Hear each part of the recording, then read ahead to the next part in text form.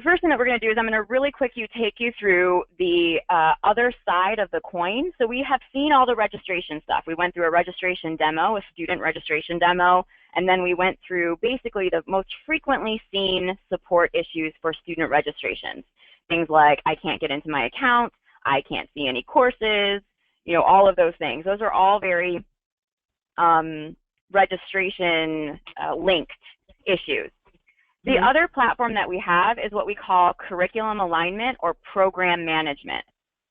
And again, it is entirely up to the college if they would like to use us for this particular platform. So we have some colleges that use us just for registration, student registration, some colleges that just use us for this part, the curriculum alignment program management, and a couple of schools that use us for both, right? So, and then you have support issues that come up with program management, and they're a little bit different. So program management and curriculum alignment is actually what happens before the kids can even, you know, think about registering.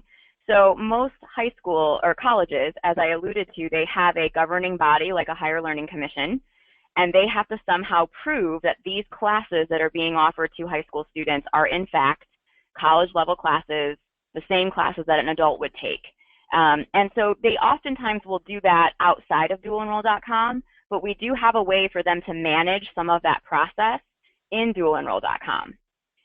And if I thought that student registration varies college to college, holy cow, does curriculum alignment vary college to college. There is just way too many variations on it, what all has to be accomplished. So let me give you like an outline of how something like this might go down. A teacher contacts CWI, College of Western Idaho, and says, I would like to teach English at the college level at my high school for my students, like one section a day. How do I do that? And so the first thing the college will say is, I need to see your resume and your transcripts, your undergraduate transcripts, your graduate transcripts. I need to see if you even meet the qualifications to teach a college class, right? Maybe you have to have a certain degree. After they look at those things and they make a decision as to whether or not this is even worth pursuing, then if they say yes, it looks like you've got the credentials that we require, then it starts the whole process of aligning. So it's things like, what textbook do you use? What test? Let me see your major test. Let me see your major projects. What's your grading rubric? Let me see your syllabus, right? These can be as involved or as not involved as you want. There might be an initial phone interview with a department chair. Like if you're going to teach English, I want you talking to our English department chair. That's the person who's going to get you up to speed on what we expect in an English class, right? So there might be a phone interview that has to happen. There might be a site visit. I want to come and visit your classroom. There might be like a checklist of all the things that you have to submit to us before we'll even make a decision. So we can help manage that process if the college would like us to. And it's similar in that the first step is to figure out what the heck is your process, like what has to happen first, second, and third, who gets what responsibility. So, you know, so maybe the program office is the one who collects the resumes and transcripts and reviews them, but maybe it's a department chair who looks at the syllabus and the tests. You know, I have no idea what a chemistry test should say. I want my department chair in chemistry to look at that, right? So we have to figure out who are the people that need logins and what would they have to look at and all of that stuff. And so it's similar to student registration. It's just you're working with colleges and instructors, high school instructors more often than not, who are trying to be able to teach a class. This is the onboarding the instructor and onboarding the course? Yeah. Yeah. Okay. Okay. And it is pretty much exclusively when the instructor is a high school paid faculty member. In other words, this is not my faculty member. They don't work for the college. They work for West Ottawa High School.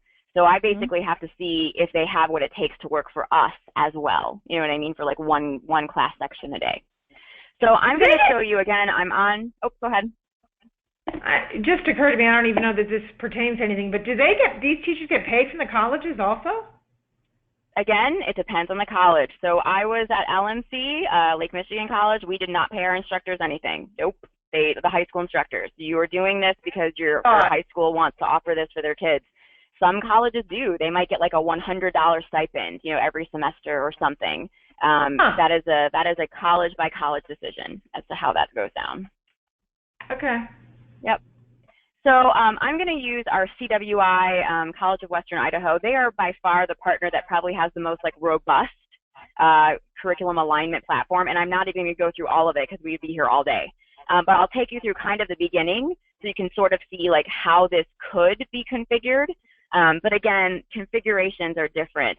I will tell you that Clackamas and Portland Community College are curriculum alignment program management people only. Like, they're not using us for student registration. This is what they're using us for, is for getting their instructors on board and getting those courses approved. So here's CWI. More often than not in these kinds of workflows, the person who gets the ball rolling officially on our website is going to be the college. So they might have gotten a phone call, like from a high school teacher that says, I want to teach for you.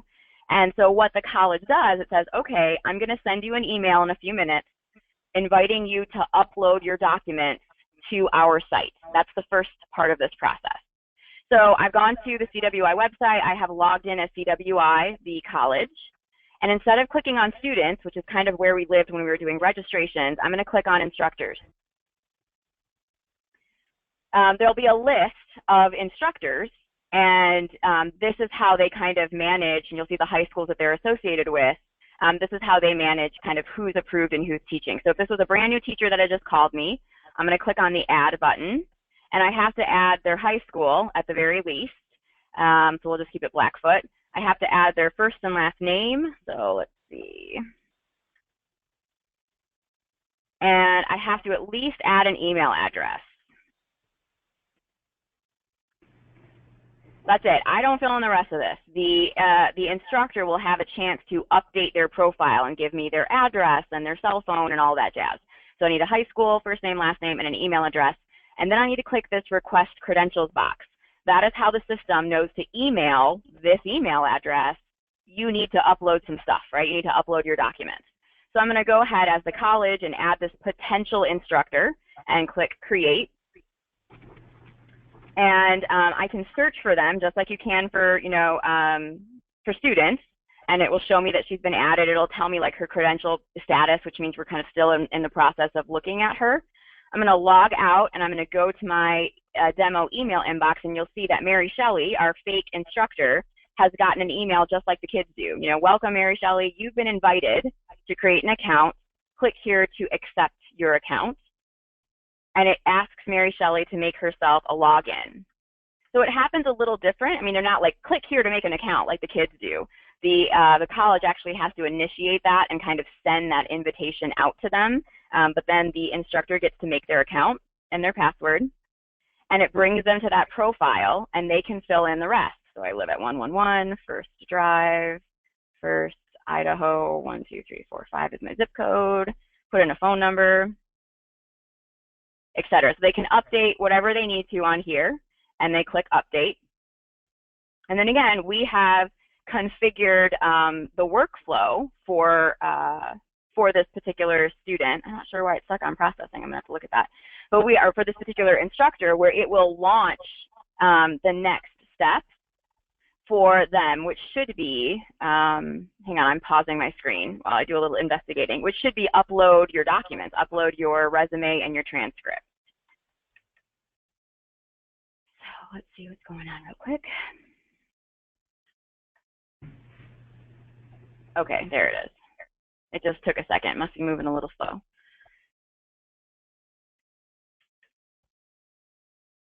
Okay, so let me unpause. All right, so you can see Mary Shelley did her profile, and then she updated it. She's over here, and like the next step is to complete your education profile, right? So I need to know about your education. So you'll see that when I click on this, Mary's got a chance to enter some degree information, and then like other information, other programs. So if she has like a license, or if she's a certified career developer, I don't know, she could kind of list all of that in her profile. So I'm going to click on add as my instructor. I'm going to say that I have a bachelor's, so from the University of Michigan, so BA English Lit. English was my major, and the minor is, let's say, history. I can tell you the date that I got it. So 2005. I can add another one. So if I have a master's, I click on add again, and I go through the whole rigmarole one more time. How come, your institution, your schools there, that's a drop down? Well, that's not a drop down, that's autocomplete. In other words, I have typed in here so many times that when I type in university, these are all the ones I've used before. That is not a drop down. The drop down has a little arrow. This is just my computer automatically completing things that I've already entered. Does that make Gotcha. sense? Yeah. Yeah. Yeah. So it's just, I've done so many of these demos that they all pop up, right? So, all right. So I got my master's degree, let's say in 2009. So here they are, you know, and if I had something else, like some kind of maybe I'm a licensed plumber or something, right? I can go ahead and enter in that information under other. We're going to pretend that Mary's just got, you know, her 2 degrees right here. And so I'm going to say, I'm done. I've added my, you know, the information about my 2 degrees. And then again, it's moving a little slow, but this will pop up the next step if there's something else for this particular instructor to do. So like it could be actually upload the documents, and that's exactly what CWI has to happen. So it's like, okay, great, you told us you have a graduate degree, a master's, now show it to me. I actually need to see the document. So, you know, teacher clicks on upload documents, I click on add, it lets me browse my computer. I'm gonna say I have a resume. And again, these are all like my test things. So let's see, instructor resume sample, open, upload. I can upload another one, like, okay, they're gonna need to see my transcript. So here's my undergraduate transcript, or, you know, whatever it is you'd like to call it, graduate transcript. Let's see. And upload. And so it just keeps showing me what I've added until I say I'm done. Like, okay, these are the 2 things I wanted to upload. Maybe she doesn't upload her master's, in which case, you know, the college will probably say, hey, wait a minute, I need to see your master's as well. But let's just pretend she didn't. I'll click done. If the instructor says that's all the stuff that you need from me. And again, just like the student, once the system picks up the pace here for a sec, it will show the instructor what comes next, like, you know, what the next steps are. And if it is the instructor's step, it'll be bright yellow. So if I look, Mary Shelley says, okay, the next step is for the college to review your credentials. You've submitted all your credentials. It's not your step. Sit tight. So I'm going to log back in as CWI, the college. I'm going to go back to instructors. I'm going to look for little person Mary. And here it says Mary, okay, and you can see it's bright yellow. I need to review those. I'm going to click on review credentials, and it shows me what we have collected from Mary, like her actual, you know, the typed out information as to the degrees that she holds, and then any documents. I can click on these and download those documents. I can say, yes, they've been reviewed. Yes, they look good. I can also say, you know, I can send a message back to the teacher, like, I need more information. You know, you said that you had a master's, you know, you mentioned a master's, but I don't see the document. Please upload.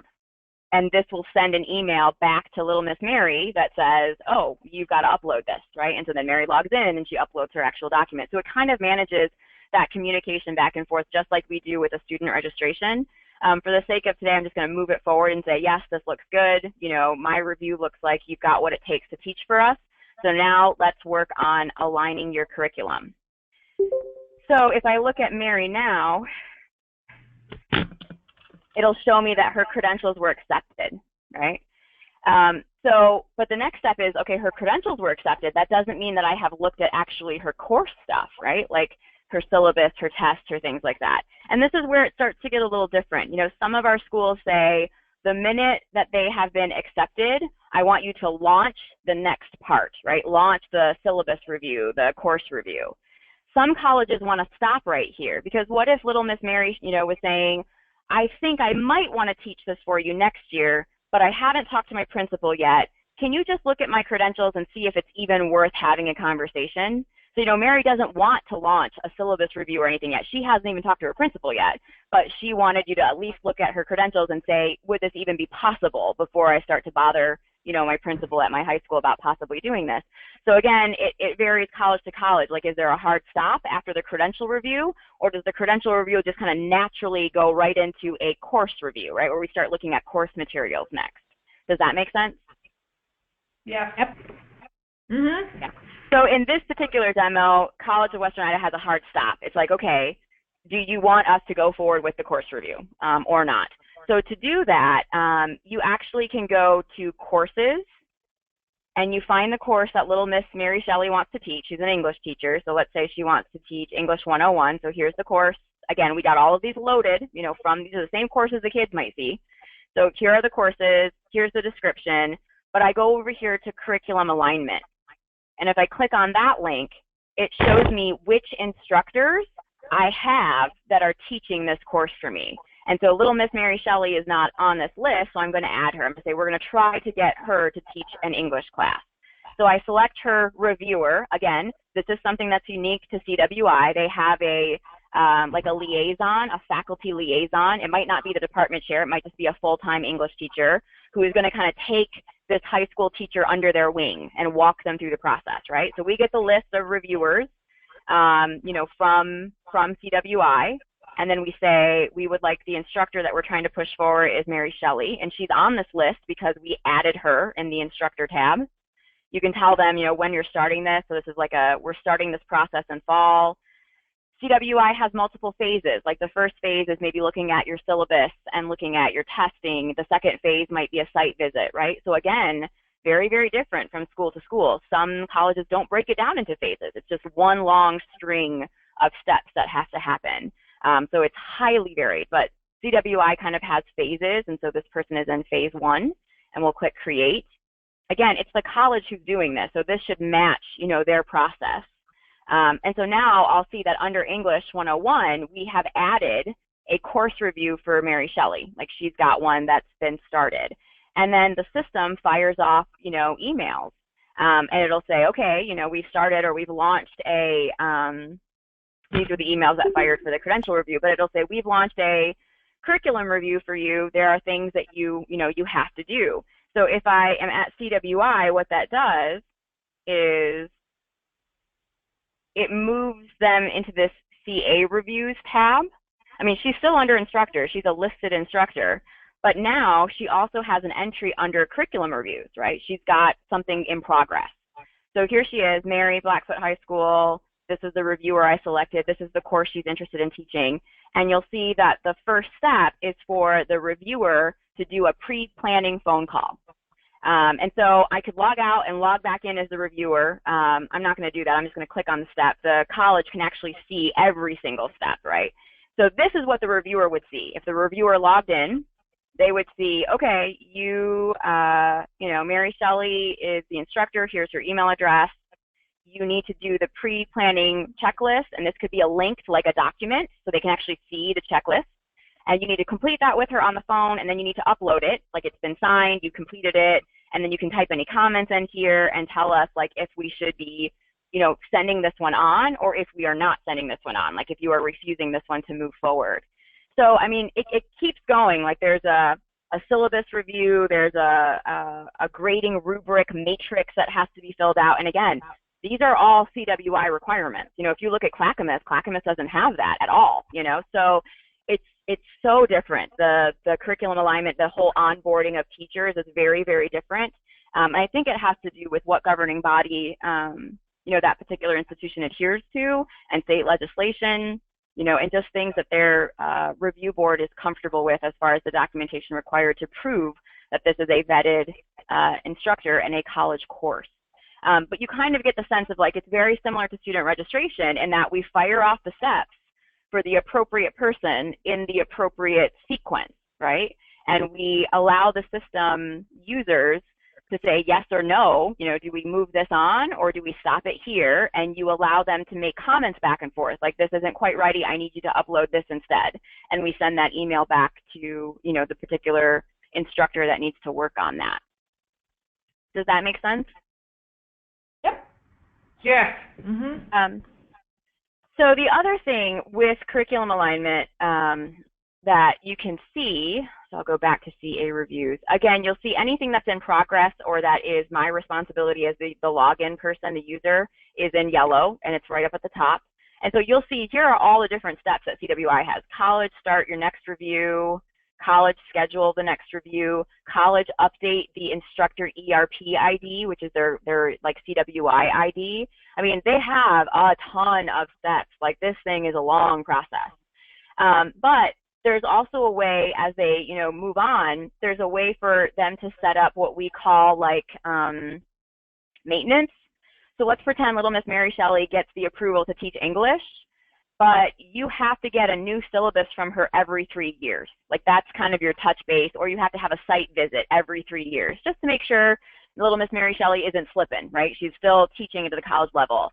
We can set up the system can set up what we call like maintenance, in which case it will remind the college, FYI, Mary Shelley has a review coming up this year. It's been 3 years since she's done one, you know, kind of a thing. So it becomes quite useful, and it becomes quite intricate, you know, depending on what those requirements are for not only bringing somebody on board and getting them approved to teach and getting their course approved, but then how do they maintain that approval? Like, you know, how often do you have to be checking in on them? Do they have to keep submitting things every year, et cetera, et cetera? So it's quite diverse in how many steps there are and in how many parties are involved. And right now, again, when you're looking at all of this, you are logged in as who? The I'm admin? logged in as the college right now. Yep, the college admin. So, you know, if they call themselves the ACT office or the dual credit office, whatever those folks are, the people who are running the program, this would be CWI, the College of Western Idaho folks. Got it. Yep. And again, like just like with the student registration, anything that is mine, so anything that is a college responsibility, was on the first page and was all highlighted in yellow, but I can see everything else. You know, I can see that Chris Anderson, it's not my responsibility. We're waiting for the instructor to upload revised documents. Like his documents weren't good enough, we sent him back. The ball's in his court, right? So it's kind of like with the students. You can always see what's going on with your students. Anything that is, you can always see what's going on with your instructors. Anything that is your task is going to be bright yellow. And what triggers it to turn yellow again? When it's assigned to the person that is logged in. So right now, I am logged in as the college administrator. So any task that is assigned to the college administrator is bright yellow, because that's the person who's logged in. If I go to page 2, and you'll see that some of these tasks, and in our steps, we always put who it's assigned to at first. Like it says, reviewer, create an account. Reviewer, do the phone call, right? So if I logged in as the reviewer, then this stuff would be bright yellow because I am logged in as the reviewer. This is your stuff, reviewer. So anything that is assigned to that particular login person is going to be bright yellow. Got it. Yep. So that is the curriculum alignment platform and kind of how it could work, but man, it's very, very different. Like if you were to walk through Clackamas, and I will give you the, you know, the dev information for that. If you were to log into Clackamas, it would look much, much different than what CWI looks like. And even the process of walking through that is different. You know, when you're walking through a student registration workflow, you start as a student, you click here to create an account, you know, you make your dualenroll.com account, you activate it. That's not how you start the process for curriculum alignment. 9 times out of 10, it's the college who adds the instructor and requests their credentials. And then the instructor gets an email that says, hey, you got to make an account. You've been invited to make an account. So they're just kind of slightly different, but we get different kinds of support issues for the 2 different platforms. So I wanted to at least show you like a preview of what that looks like. Okay, so having said that, let's talk about some of the support issues that can come up for instructors, because, you know, instructors are trying to use this system to upload their documents and do all the things that they have to do, jump through all those hoops. They can also enter help desk tickets, and they can say, you know, it's not working. So it's the same kinds of questions like, my login is not working, which is exactly what a student would say, and you problem solve them the same way. So I'm going to log into our big old admin screen again. So if Mary Shelley, you know, contacted us and said, I can't access my account, she's not a student, she is a user, she's got a user account, right? She's an instructor. So I can go ahead and try to find her with her name, Shelley. And I can say, well, you definitely have an account. It's linked to this email address. It is confirmed. You know, it says that it's true. So you kind of problem solve through a lot of the instructor problems the same way that you do like the student problems. You're going to be looking in the same spot. They will always have a user account, but do you notice how there's not an instructor tab up here? That's one of the things that I actually don't like about the system, but what we have done is we put everything having to do with curriculum alignment under a CA tab. So here's where you can see course reviewers, deans, instructors, like that's where they are. So I could search for Mary Shelley this way too, right? Here are all my instructors, type in Mary Shelley's last name, it's going to pull her up. It doesn't show me her user account. It says you have an instructor that is Mary Shelley. And if I view it, I can see that she belongs to Blackfoot. You know, this is her address and all of that information. And I forgot to log into. Go ahead. Me? Yeah. The users Kathy, why are. don't you? Okay. The users are the teachers and the admins. So there are a bunch of different users. Let me show you. And that's one of the things we're going to learn today is how do you make a user. So here are all of our users, and they're not even all of our users. Okay, here are where most of our users are, and I can click on this new user button, like I need to create a new user. Here are all the roles. Are you a student? Are you a high school CA staff, meaning we're using you for curriculum alignment? Are you a high school counselor? Are you a high school administrator, meaning you're a principal, right? Are you a high school super administrator, like a superintendent? You know, you see lots of school districts. So these are all the different kinds of user accounts. You can see that we're trying to build read-only ones because they've been asked for. I actually haven't made one of those yet. It must be like in test. We're on our test site, the dev site. So I bet you our developers are, you know, poking around in there. IT staff, if they're using data exchange, right? So yes, there are a variety of different users, and when you create a new user, you have to tell me what kind of user they are, right? And here's the list that you choose from. And that's only one of the lists. And again, this is something that was really hard for me to understand at first, is because this is designed a little differently. So when you create a new user under the user tab, it is usually registration, let's put it that way. Student registration users. If you create like an instructor, you're going to need to, like there's not an instructor one here. Do you see how there's not an instructor option? It doesn't say high school instructor. That's not even an option for me. So how do you create a high school instructor? Well, in reality, I shouldn't be doing that. The college should. The college should be logging in, adding an instructor, click on request credentials, and the system sends that instructor an email that says make your own account, right? But that's not my job. That should be the college's job. And yet every once in a while, we wind up doing that for a customer. And so the way that I do that is I go over here to this instructors tab under CA, and there is a new instructor button, and that's how I would create an instructor account. But I think that's why it's over here, because that's not naturally how those accounts get created. It's not my job to create those user accounts. Does that make sense? Yep. And did you give us a login for this admin section area? I haven't, nope. And I'm going, the login for all the development ones is the same. It's Uber. And so I will give you the login. It's Uber, you know, UBER, and then there's a standard password. And that will work on any dev site. So CWIdev.com, Wallace State Dev, you know, .dualenroll, any of the dev sites, you use that one. When we start getting into production, you have to have your own account. And I am not sure at what point, you know, those will be created for you. I don't even have the ability to create them. Jen or Duffy will have to create those. Is the college.dev.dualenroll.com/admin, and that'll get us to here, and then we can just log in as Uber and. I will send you the link, but you actually don't need the admin. So watch, I will go to, you just have to go to the same URL. So let's go to Wallace State, but instead of .dualenroll.com, put dev in there, dev.dualenroll.com. So this is the test site, and I don't need to put admin, just put .com, and it'll either bring you to the login screen or there will be that little login link, and then I just have to use Uber. Oops. You don't need to have the admin. You just go to the unique URL with the dev, you know, in it, right here in the middle, and then you can use Uber to get in. And we use the same password. It's like FCB393. Again, I'll give it to you. It's the same password we use for everything on our test site, right?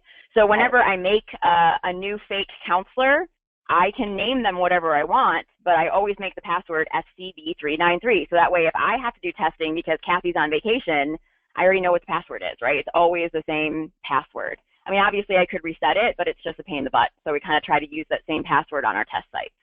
Does that make sense? What does FCB stand for? I have no idea. It was there long before I came up. So it's, you know, F as in Frank, C as in cat, B as in boy. I have no clue how they came up with that, but that's what was given to me when I started. So it was before my time, but I will send that to you. Like, I'm going to send you a document with those URLs and the users that have already been created. So let's talk about. Can we go back 1 second? Go back. Can you go back to under users? Yep. And you want to then, see the new user? yes. Okay. So I guess I'm just confused why student is listed here. And I know you just went over the fact why instructor isn't listed here. But when you list Right. all users, you don't see the instructors then. You don't. I guess So, and again, I don't know how this, again, you know, I've been here for a year, ladies. The company has been here for 4. So this has existed long before Raquel worked here. And I have my own frustrations with the way that an admin is set up. This is the way it's set up. And I don't know if it's going to be changed, but that's just kind of how it is. So yes, you are correct in that when I look at this user list and I click on new user, I don't understand why every single kind of user is not here, i.e. instructors. What about department chairs?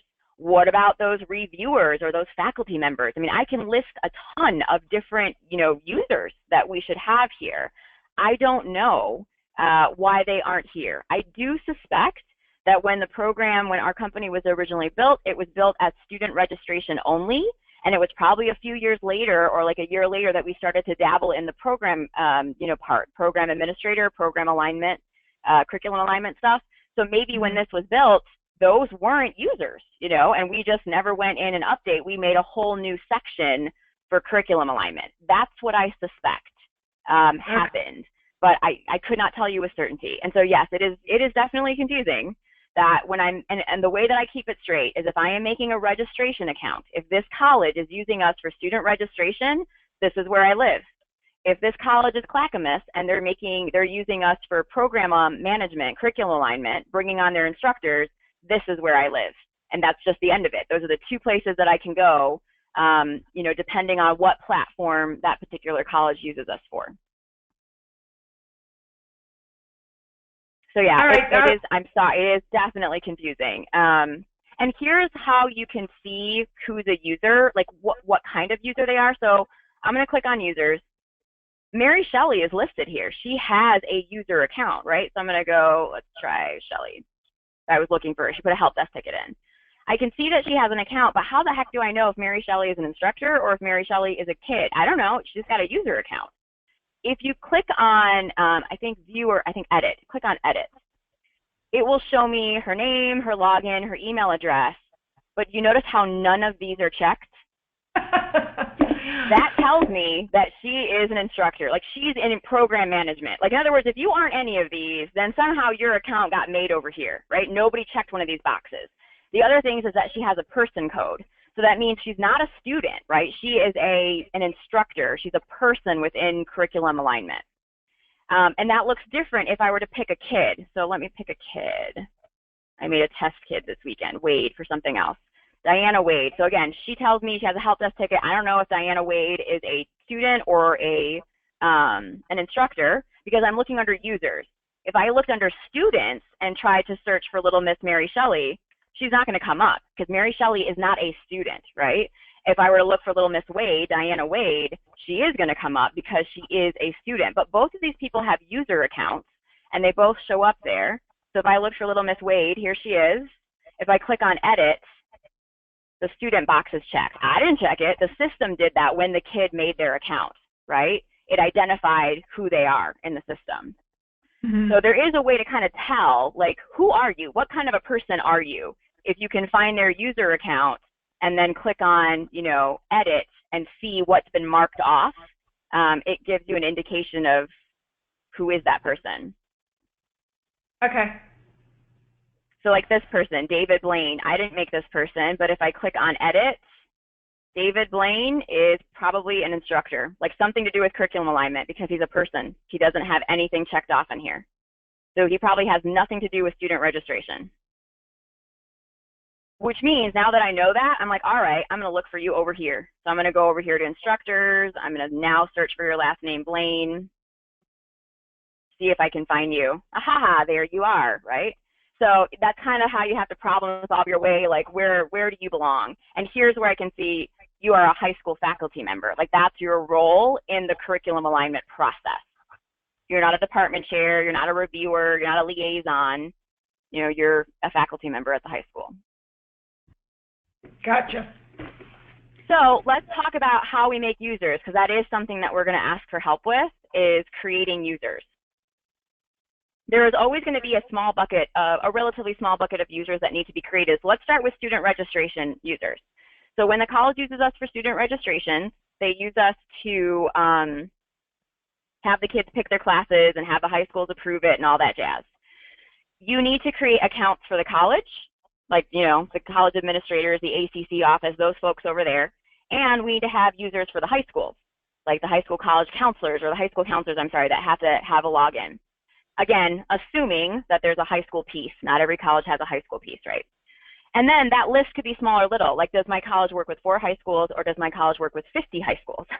Because every single one of those high schools is going to have a login. Additionally, some high schools might have to have more than one login. So if you have 1 counselor working at West Ottawa, then I'll make 1 login for West Ottawa. If you have 4, then I have to make 4 logins. Every counselor has to have their own login. So let's walk through how to do that. I'm going to use our YavaPi dev site just because they don't have a registration coming up and we do a lot of test stuff. Oops, not the real site, the dev site. Okay, so let's pretend YavaPi said, you know, I need to get some users created. Here are the high schools that I'm working with. They need accounts, they need logins. And this can also happen as you go throughout registration cycles. So it, of course, happens at the beginning. When it's a brand new college that we're working with, you got to tell me everybody you're working with. Who are the high schools you're working with? Who are the people in your building, your office that you're working with? Who needs logins, right? But then if this college uses us year to year to year, they might bring on more high schools. So let's pretend they started with us and they were working with 10 high schools, and then next year they say, hey, we got 2 new high schools that want to work with us. So I need 2 more accounts made, right? So every year there is a possibility that you're making little onesies and twosies more user accounts because that college could bring on more partnerships. Does that make sense? Yeah. Yeah. So the first step when you're making a user, so let's pretend this is YavaPi College and our dev site, and they say, we're going to start working with a new high school. The high school's name is Mingus High School, and I need a counselor account, just 1 for that particular high school. Okay. I'm definitely going to make a user account, but when you make a user account, if I click on users and I click on new, and again, I'm clicking here because this is student registration, this is where I live for student registration, I need to give a login, a name, and an email address. You have to pick a role, and you have to pick one of these. Like, do they belong to a college? Do they belong to a high school? Do they belong to a district? Like, who do they belong to, right? Who is this user associated with? And you put a code in here, the college code or the high school code. How the heck do you know what that code is? We kind of did this with our support issues, right? Like, is the kid linked to the right high school? Well, in this case, we're linking a high school counselor to the right high school. So if this particular, you know, Mingus High School is all that YavaPi told me. So I'm going to go to my high school tabs. I'm going to type in Mingus. I'm going to hit search. Oh gosh, there's a couple of Minguses, right? They're both in Arizona, which is where YavaPi is, so that's helpful.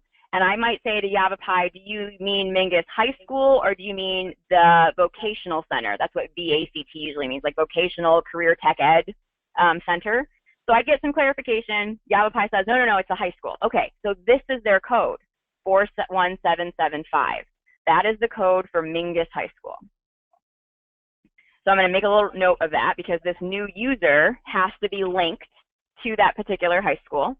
So I'm going to go users, new user, and I'm going to do Mingus High School. Now, this is how I would make a fake one, right? Like, I don't actually use a real name. I just use Mingus High School for the counselor. If this was an actual request from YavaPi, I need their first and last name. Raquel Ramirez, I need an email address. But, you know, this is a dev site. So I'm going to say Mingus Counselor or Mingus High School is the login. Their name is Mingus High School Counselor. Their email address is mingushighschool@dualenrollme.com, because that's my demo one. And then I'm going to pick the high school that they belong to is 41775. They are a high school counselor, and I'm going to give them a password. I have to confirm these 2 things. I use LastPass as my password generator. It's just a free on the internet. I'll send you the link. But I make my password length 7. I don't want any symbols. Let's have 4 numbers. Click generate, and it just generates temporary passwords for you over and over and over again, right? So I'll have it generate a password. I like that one. I'll go back to my little user guy, and I'll type in this temporary password. and I will hit create user. Before I have done that, or while I'm doing that, I usually have an email going to this particular high school counselor or to the college. Like, who do I have to tell that the account was made? You know, am I telling Yavapai the account was made, or am I telling this high school that the account was made? Usually I'm telling the high school itself. I might copy Yavapai College just so they know that it was done. But I will say, you know, here is your login information. So I'm trying to find one that I did like last week. I know I did a few of these. Yeah, okay, here we go. So here's one I did for Missouri Southern. They added a new school. And so it says, you know, good afternoon, Katie. You know, I was able to add yada, yada, yada. Here's your link. Here's your username. Here's your password, whatever. And it kind of, actually that was a student one. Sorry, that wasn't a user one. But it's the same idea. Like, you send them a little note that says, I have created an account for you on dualenroll.com per Yavapai's request. Below is the link to log in and the credentials that I have given you. Your password is a temporary password. Once you log in, you can click on your name, which is located in the upper right section of the screen, and change your password to something that is more familiar. I have a little script. I will send you the script that I just basically copy and paste, you know, that email in and change the, you know, I change the link and I change the actual password and username, and I get that information to that particular person so that they know that their account has been made. Does that make sense? Yep. Mhm. So I do that. I have their little password in here. I put it in their, you know, their email. I say, you know, Mingus High School is your login. Here's your password. I click create user. And what should happen is this user, it'll say, okay, you created it. I click the little create button at the bottom. It says you created your user. This email address, they will get an email from us that says, an account has been made for you. Here it is. Welcome, Mingus High School Counselor, because that's what I put for their name. You can confirm your account by clicking here, just like the student would do. They do have to know their password, so that's why I also had to send them a little email that says, here's the password that you're going to need to log in. If I click on that, let me log out really quick as the admin. So if I click on that, well, because I just logged out. But if I click on that, it asks them to use their username and their password that we just gave them. What I have found is that gets stuck in their spam folders all the time. Like, the first couple emails that we send them always get stuck in their spam folders. So when I create a new user, part of my script is, in a few minutes, you're going to get an email that asks you to confirm your account. Please disregard that email. I have already manually confirmed your account for you. And I had clicked that little confirm the account button up here. So that way they don't have to wait for that email to come in. It's already done. I've confirmed it for you. All you have to do is log in with your username and your password that I sent you. And that's just kind of a courtesy. It saves me trouble because I cannot tell you how many times I get emails that come back. I never got the account confirmation. I can't find the account confirmation, and so I have to write them back. Please look in your junk folder, and it just takes forever. It's easier for me to make the account and confirm the account for them when we're doing student registration stuff. Because what you're going to find with student registrations, if I click on new user again, they don't get to make up their login name. I have to make that up for them, right? That's different than with the instructors. Remember, the instructors got an invitation that said, what do you want your username and what do you want your password to be? So, you know, that's the reason that I can confirm these versus this one. This one doesn't even have a username or a password yet. Okay, so we have made a high school account, right? We went to, this is a high school who's using student registration. We went to users. We found the high school code. I created an account. Let's say there's another one at Mingus High School. So Mingus, there's two counselors, Mingus High School 2.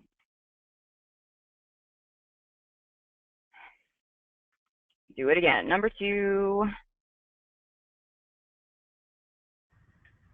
Again, they have to have unique email addresses. Put their high school code in, 41775. They are a high school counselor. Hello? Put in a password. Yeah, oh, wait a second. Here.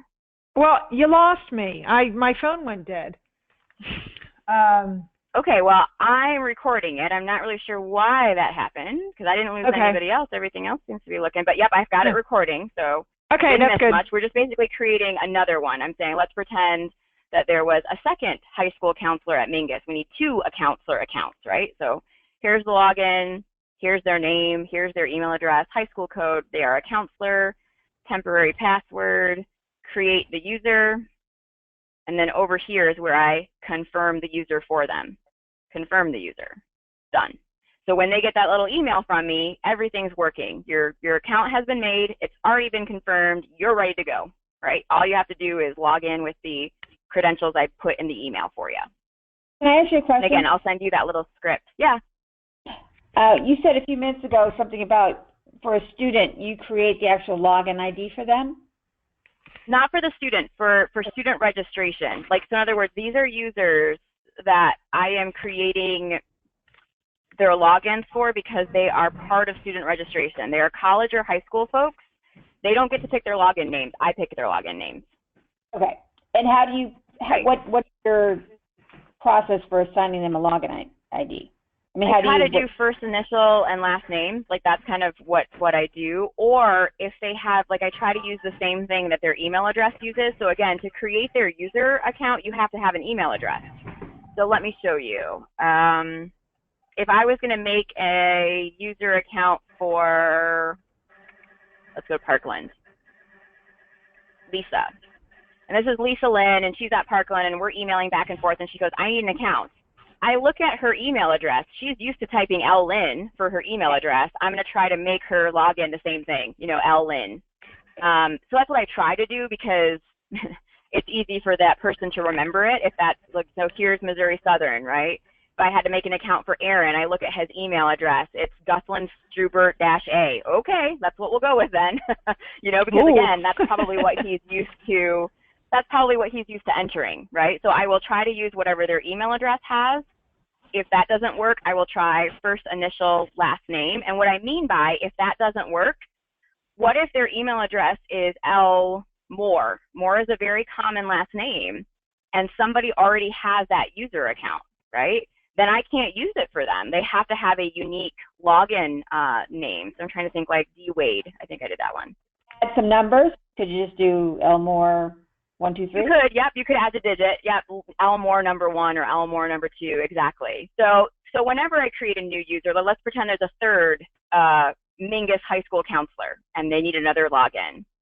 I want to call them Mingus High School counselor. Like, that's what I want their login to do. Before I actually create a new user, I am searching to see if any other users exist with this login.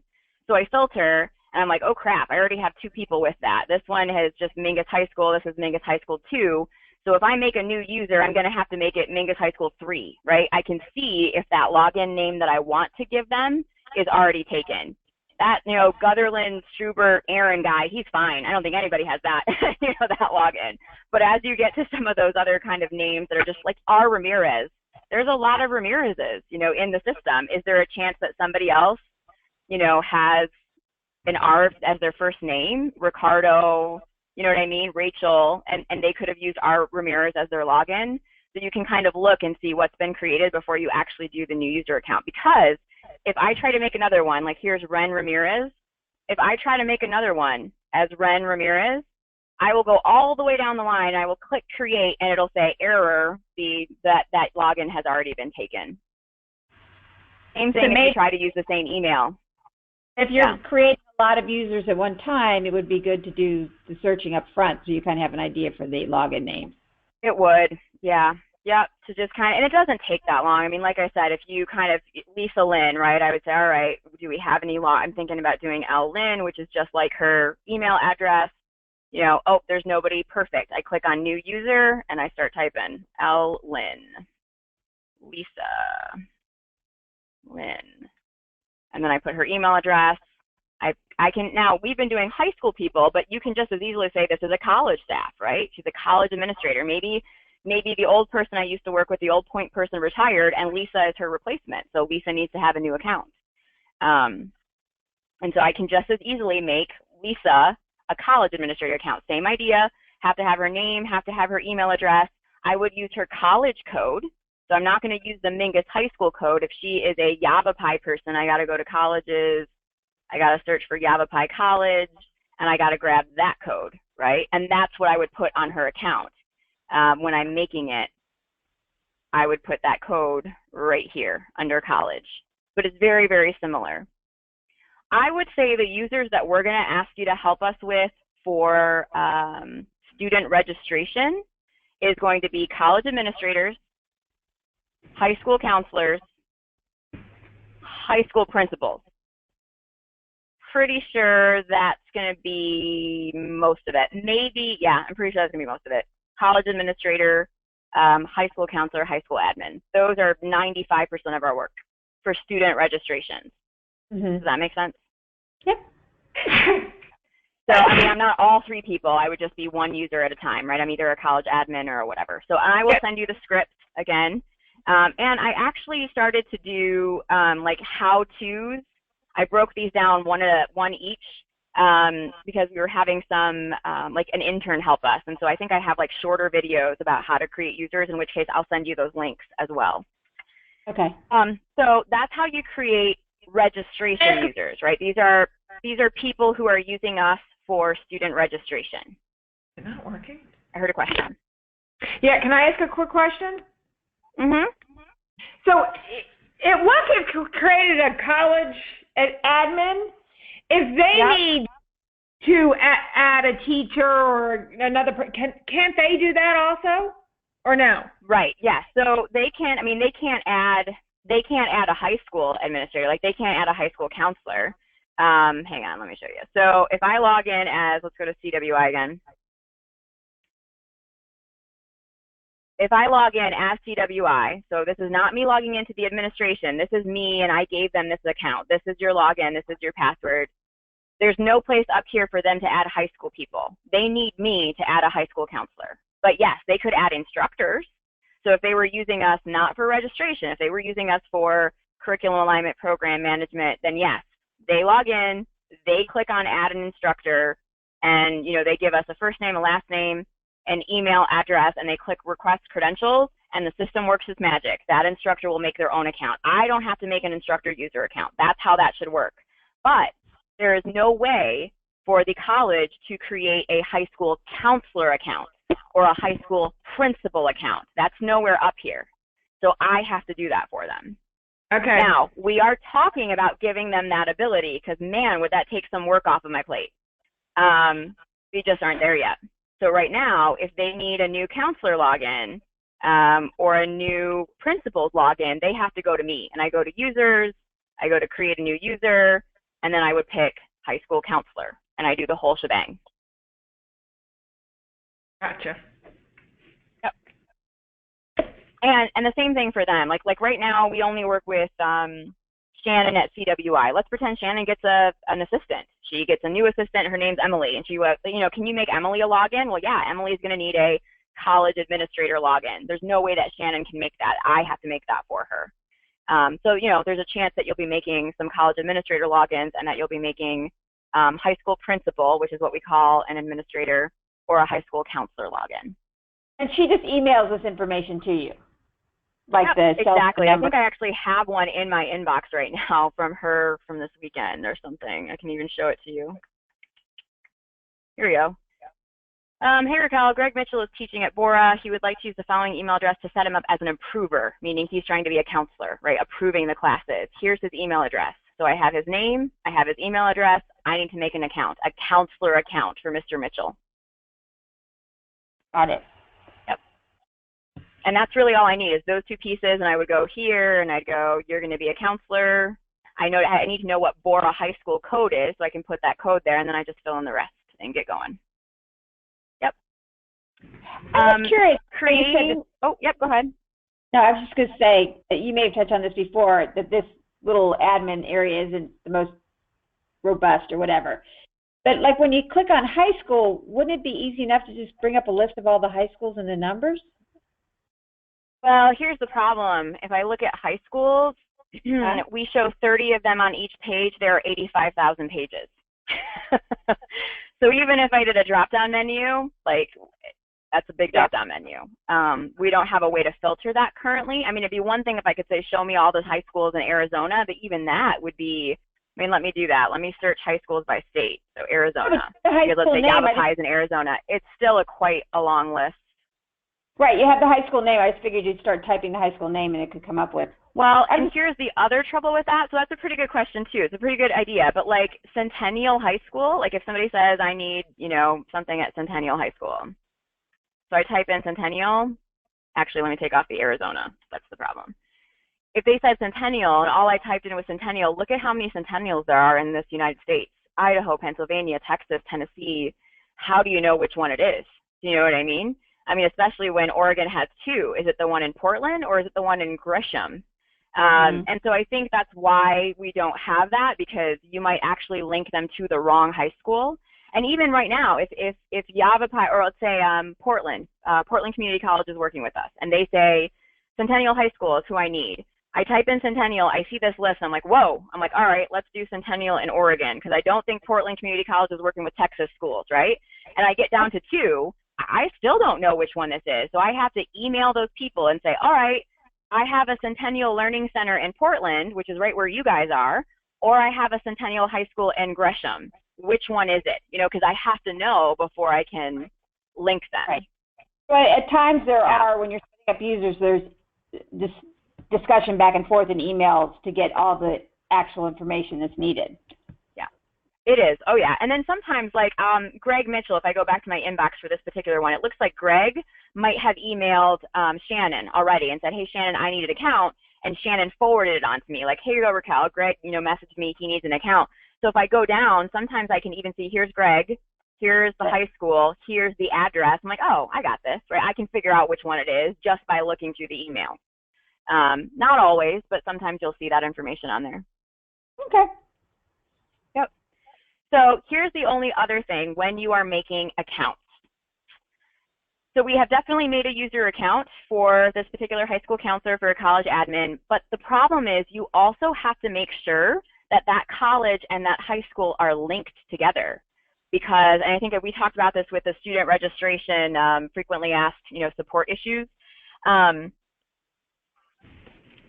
If the college and the high school are not linked together, when that student logs in, they're not going to see any courses. And when that high school logs in, they're not going to see anything either, right? So my fake, my fake student was, or my fake scenario was Mingus High School. It's a brand new high school. They needed some counselors. So I added those counselor users, no problem. If I go to users, here they are. There they are. I added them. They've got accounts. But if Mingus High School is a new high school, they're not linked to Yavapai. So I have to go over here to this college high school linkages, which again, we've seen, once before when we were trying to problem solve our way through support issues. I'm going to type on Yavapai, and I see all of the high schools that are linked. Mingus is not linked. So I need to fix that. Like, these user accounts aren't going to do anything unless Mingus High School is linked to Yavapai. They get to see Yavapai information, right? So the way that you do that is you create a new college high school linkage, and you have to know those two codes. So I already know the code for Mingus. I already wrote it down when I was making those accounts for the counselors. I don't know the Yavapai one. But if I just go back to that high school list, these are all links. So if I click on Yavapai College, that's their ID. I'm going to write that down, 25851. Go back, new linkage. The college's code for Yavapai is 25851. College accept, and then the Mingus High School guys were 41775. I had already written that down. Both of these little accept boxes have to be checked. You click create the linkage. It shows me that it was created. I'm weird and I like to triple check, so I go and type in Yavapai one more time, although it should be the first one on the list, and you'll see that Mingus High School is now linked. And that would only need to occur if that was the first user you were adding, because if you'd added correct from that school, then it should have been Yeah, so if she calls me and she says Camp Verde has a new counselor, I've already got Camp Verde linked. I might triple check, maybe I did this 3 years ago and I'm like, crap, is Camp Verde an old school or a new school? I might triple check. But yes, I don't have to link it again. And the other nice thing is, like, if she says I need a new counselor for Camp Verde, I can go ahead and click on Camp Verde. I can see everything that's about them. And here is where I will see any users that are linked to that high school. So Camp Verde doesn't have any users. Let me see, because it's a test school. That's why. I think I got Prescott. I got test users. So she says, I need a new counselor at Prescott. So I first check, and is Prescott linked? Yep, Prescott is linked. I'm going to click on Prescott High School, and I say, all right, I've got a Prescott and a Prescott High School. I mean, these would be names. I've got Raquel Ramirez and Janet Van Pelt, and you need to log in for Greg Mitchell. Okay, you're right. Greg Mitchell's not on this list, so I need to make a new account for him, right? And is it only the college that will be calling or emailing to add people this way, or can a high school say we need to be added? Can it come from both directions? So the high school can say it, but we only take our direction from the college, because the college is the one who is paying the bill, right? They're the ones who our contract is with, and so I do not want to give an account to somebody without the college's permission. Right, got it. So yes, there have been times where a high school contacts me, like maybe a counselor that's been working with me in the past and says, we just hired a new counselor, can you make them an account? And I'll say, I would be happy to do that as soon as I can confirm with Yavapai that account is needed, or that that's okay. And I usually just forward that email onto Yavapai and ask the question, like, hey, I got this email, they want a new account, are you okay with me creating that? And then once they say yes, then I actually create the account. Right, got it. Did we lose you, Leanne, again? I heard like a sign off. Not me, I'm here. Okay, I'm still every once here. in a while I hear a little chime, and it sounds like you signed off. So, I thought so maybe that's how we. But I'm here. Okay, perfect. So that's how you create like users that are linked to high school student registration, right? We go to this little user button, you click new user, you got to fill in the first 3 lines, one of the codes, and then some kind of a role, and then you give them a password. I use LastPass. I'll send you that little link to LastPass. It's just my favorite one to use. And I'll send you my script. I'm making a little notes here, my little email script that I use to copy and paste for new users. Now, the other kind of users that we make are for the curriculum alignment, the program management users, right? And those do not get created here, which is kind of annoying, but like I said, I think it's just that part of the company was built a little bit later, and so they moved it into an entirely different tab. With curriculum alignment, you do have college administrators, like people who are working in that early college office, right? If you're dual credit office, whatever they call it, that's those folks that we're used to working with. But with curriculum alignment, you have a chance of having so many other kinds of college folks. So in other words, you could have the department chair. Like I said in my example, I, as the program administrator, have no idea if the chemistry test that the high school instructor uploaded is a good test or a bad test. I am not the right person to review that document.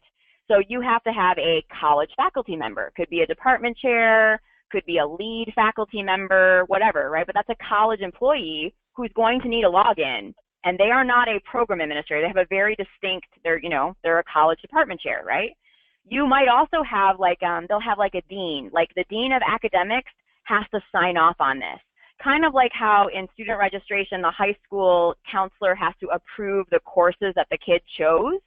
Maybe the dean of academics has to give their final blessing after everything's been looked at, right? The faculty looked at it, your syllabus looks good, I went to a site visit, I think everything looks good, but you have to have the dean's approval.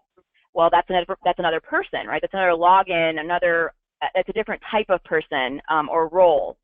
So we have course reviewers, because we didn't know what else to call them. Course reviewers can be a department chair, they could be a lead faculty member, they could be a liaison. It's kind of like that, ACC versus dual credit office. They all call them different things. It's who is looking at all of the documents that this person is loading. And it's specifically the course documents. That's why it's called the course reviewer. Who's looking at the syllabus? Who's looking at the tests? Who's looking at the, who is that person? And that's why we call them a course reviewer. So I can click on this course reviewer tab. Again, I will see all the people who are already course reviewers. I can search to see if somebody already exists, like does Raquel, if she's a course reviewer, does she already have, an account? Or I can say, no, I need to make a new course reviewer. So if this was for Yavapai, I already have the Yavapai's, college number. I already looked that up, so I type in the college code, 51. And I would say, this is Raquel Ramirez. I need an email address. And so this makes her, it's a lot like the instructor in that they get a, actually I can't use Raquel Ramirez, I'm going to have to come up with another name.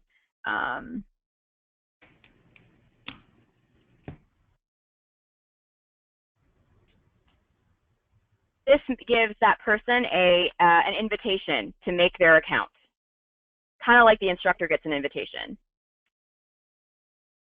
But the college can't do these. We have to do these again, right? So I have to make the reviewer login. Again, you're not usually making very many, right? So if the college has English, math, history, and science that are available to high school kids, it might be 4 different reviewers. You know, the science guy has to review all the science, you know, materials. The math guy's got to review all the math materials. So I need to make those 4 accounts for them. So I have the first name and email address. I click create the course reviewer. And then here's where you can either create the user for him or invite the user. We like inviting the user because then I don't have to do anything else. Inviting the user sends this reviewer an email, much like the instructor that got that said, you've been invited to create an account by CWI. Please click here to do that. And then they get to make their username. They get to make their password. Where did I have that? Instructor, Mary Shelley somewhere. There she is. This guy. You get this kind of a little email. Mm-hmm. And it says, click here to accept your invitation. And this reviewer gets to make their own login information. I don't have to do it, right? I don't have to make their password. So I would click invite user. I would like you to invite this reviewer to make an account. We have had some schools say, I want you to create the accounts for them. We don't like it when they do that. But then what you would click on is create the user, right? So we create the user for them. I make their login. I give them a temporary password, just like I did with those fake high school guys, right? I much prefer inviting a user because then that person gets to make whatever it is they want to make for their login information. So after I clicked invite user, you'll see, here we go, little Matt got an email. Hey, Matt, you've been invited to create an account. Click here to do that. And Matt gets to create his own username and password. It looks very, very similar for other curriculum alignment things, right? So that was a reviewer. And again, that's very different things. That's a faculty member, that could be a liaison, whatever they call them, the people who are reviewing the course documents. Deans, if I click on deans, and I click on let's create a new dean, we actually have a drop-down menu. A division dean, a dean of instruction, a dean of academics, a vice president. Deans are basically like bigwigs, right? Like they're like the top of one of their org charts, right? So you'll see that we've got a variety of them, and this list is probably going to change. A building admin could be like, if you had a tech center, right? They're not really a principal because a technical center is not a high school, but they have a director. Who is the director of that technical center, right? Versus a high school administrator, that's a principal, right? So when you click on a dean, there's different, I guess, roles. Again, you have to have the college that they're working with. Like who's this whole curriculum review going to be through? If it's Yavapai, you put the Yavapai code. What kind of a bigwig are you? You know, are you a vice president? Okay. I give you the name, first name, last name. I give you an email. I click create dean. And then you have the same option to either invite the user or create the user, right? And again, we prefer to invite the user. So I'll just do another fake one.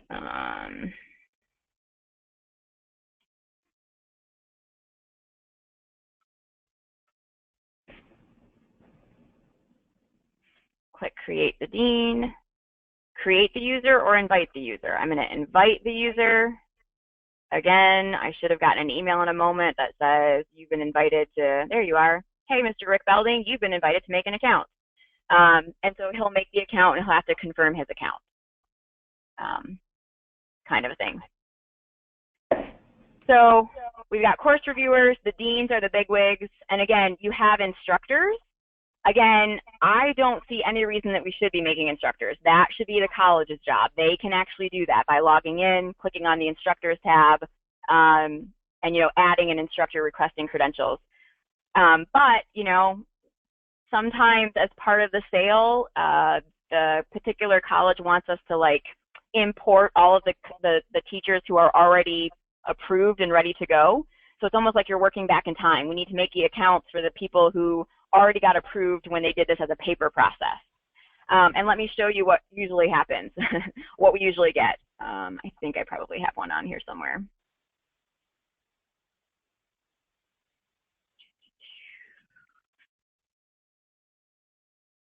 Yeah, all right. So Clackamas, let me pull this up. Clackamas sent us an email with an Excel document. Can you guys see that Excel document? Yes. And it basically says, these are all the users that we need. And you'll see there are tabs down here. So it says, these are the high school principals. So here is their first name, their last name. This is the high school that they're linked with. So I had to look up every single one of these and get the codes, right? Here's their email address. And they wanted their usernames to be very specific. You'll notice that they did what I do. Like if his name was Scott Curtis at, that's his email address, that's what they wanted his username to be. If it was Gil Forda, if that's her email address, that's what she wanted her username to be. I'm like, all right, I usually do that anyway, right? So here was, the list that they gave us of who they needed. Here are the college admins. You'll see it's a much shorter list. These are just the college folks that are going to be using the system. So these are the people in like the dual credit office, right? Again, I got a first name, I got a last name, I got an email address. They did want, you have to make those logins. So here's the logins that they wanted. And then, here are their instructors. Like 200 of them.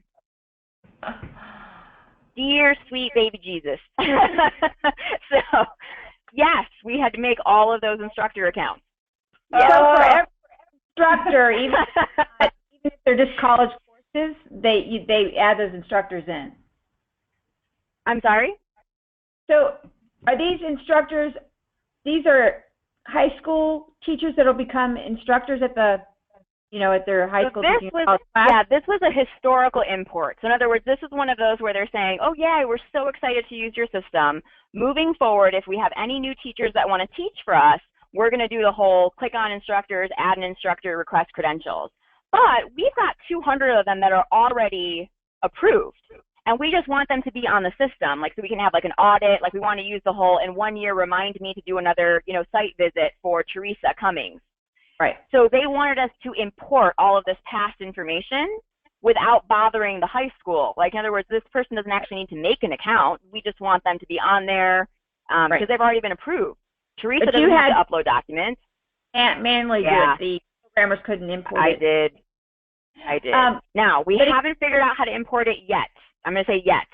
Because we can import classes from an Excel list, like our courses. Right.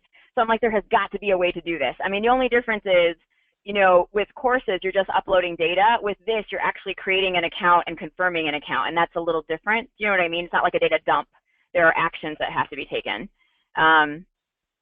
But they should give us everything we need. Like I needed a first name, a last name. I needed an email address. I needed to know, what high school or college they were linked to. And then they gave me, what those logins should be. Right. And then just for my own sake, so when you have courses that are strictly college courses that, in the case where high school kids can sign up to take a college course, those instructors of those courses are not added into your system. Not if they don't use us for the vetting process. Okay. So in other words, like Kenyon College only uses us for student registration, and yeah, those courses, they have teachers' names on them. I'm assuming that Kenyon has already approved them. You didn't approve them in my system. Before you sent me their name, I would have hoped that you approved them. So yes, those have been approved, but they've been approved offline, and so I'm not making accounts for them. I'm not putting them under the instructors tab. I'm not doing anything with those. Have the courses. They're part of they're part of the course import. Exactly. Okay. Yeah.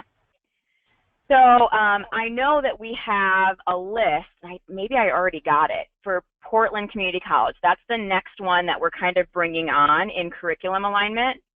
And I thought maybe we got a list. I don't know. Let me see.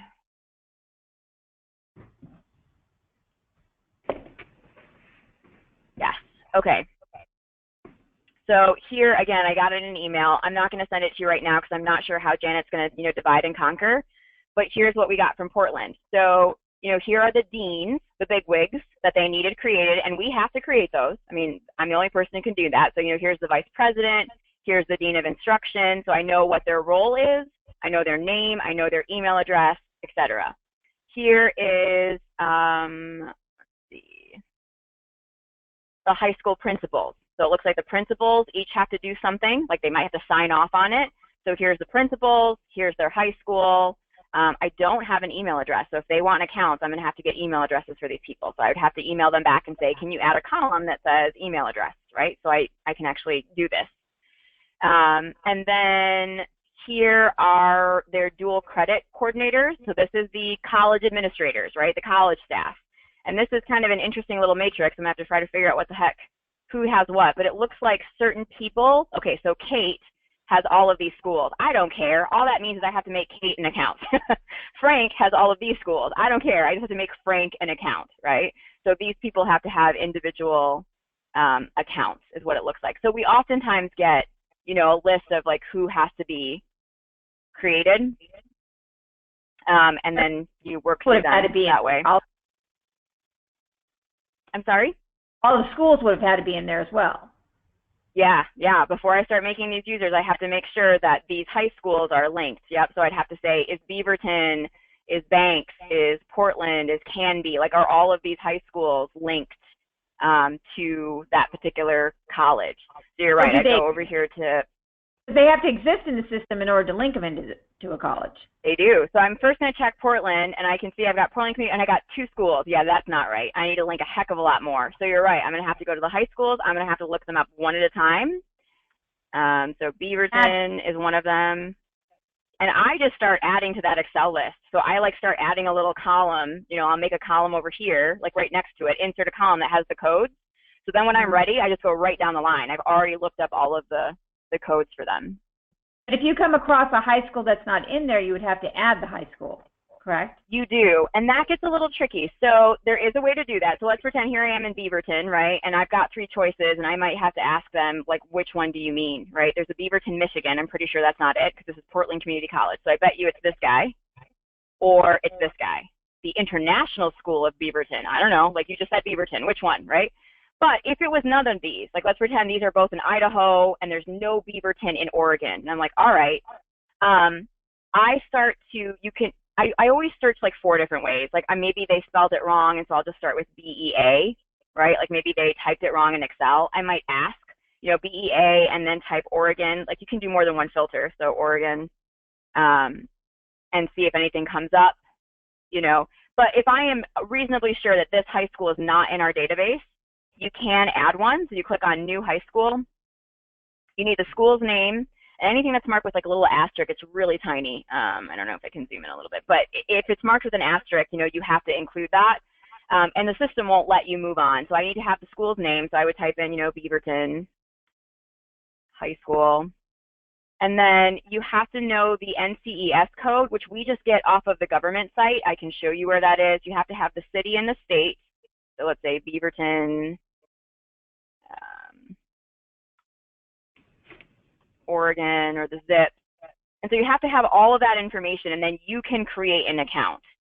If kids are going to be registering for classes, you have to check this box that allows kids to register. If that box is not checked, then students won't be able to see this high school as an option for them to choose on that drop-down menu when they're making an account. But yes, we do have a way to add high schools. We just want to be very, very careful that there isn't one that already exists. So I always try searching like 3 or 4 ways. And then NCES codes, there's a database for those, like a government database. Here it is. National Center for Educational Statistics. And you can type in, you know, any school, and it'll pull up the codes for you.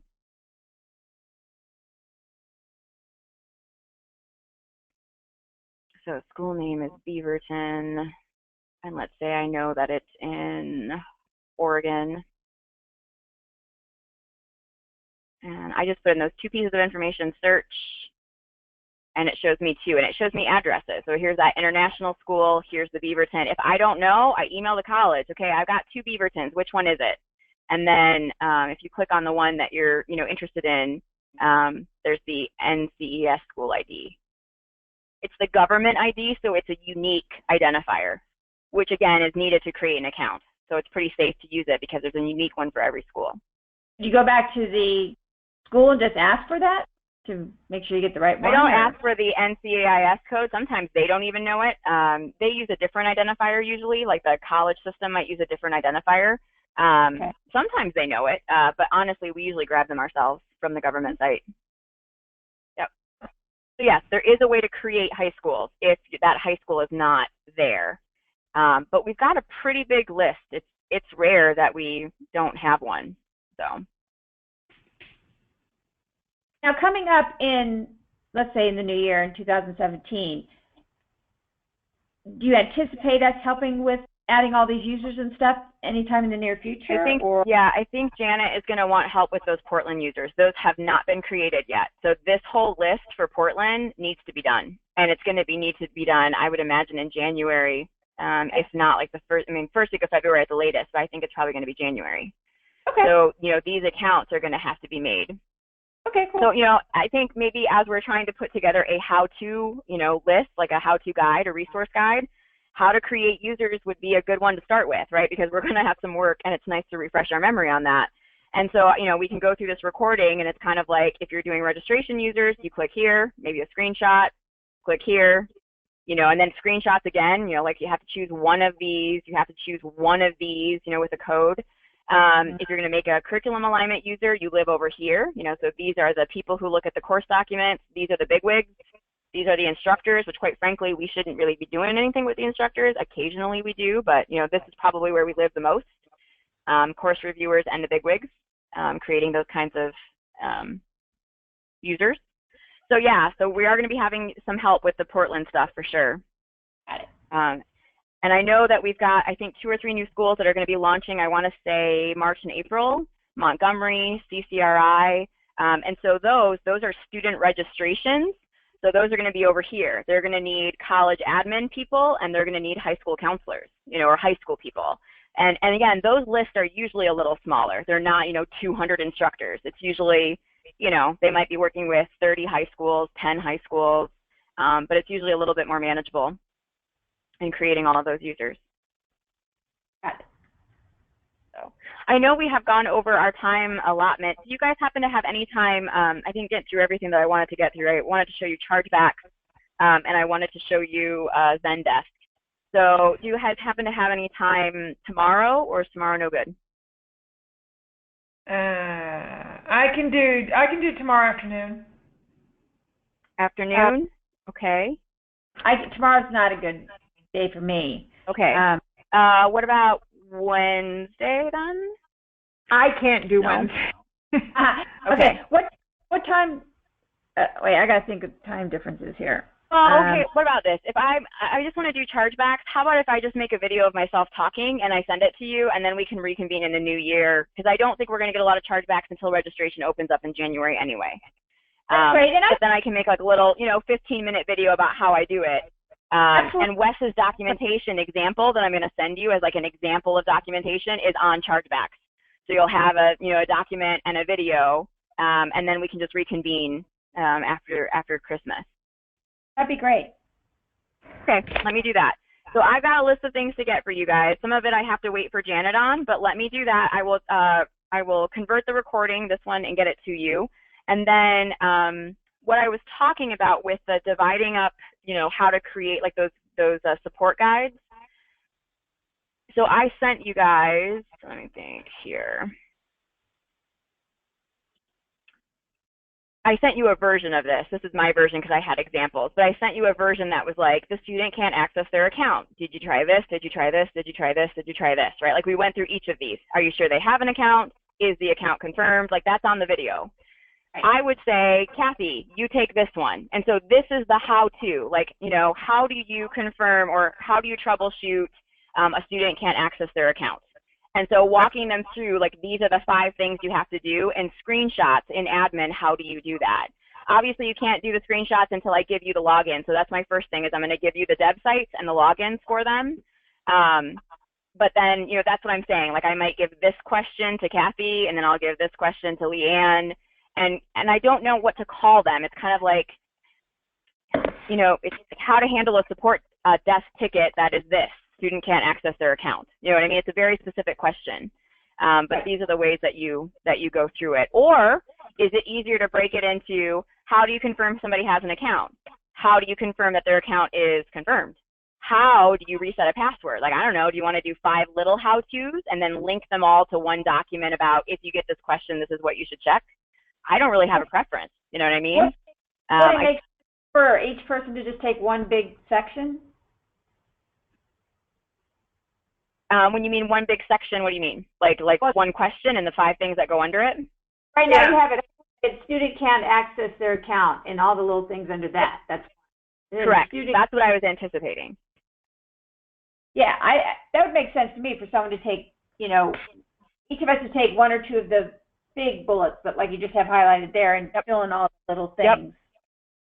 So, and I think we went through like 4 of them, and so I'll give 2 to one person and 2 to the other person, and I will send you examples of, again, what we have done, like our student guide, which, you know, we try to make that one look really, really pretty because it's going to students and it's going to parents and stuff.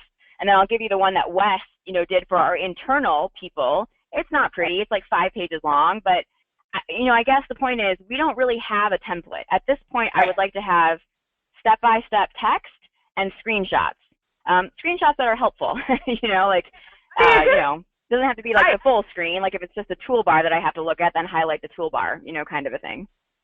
If this is for us, I would think we'd rather have it simple and short as opposed to beautiful. Like, I'd like fewer pages and, you know, just to get to the point. I don't need a screenshot of the obvious, right?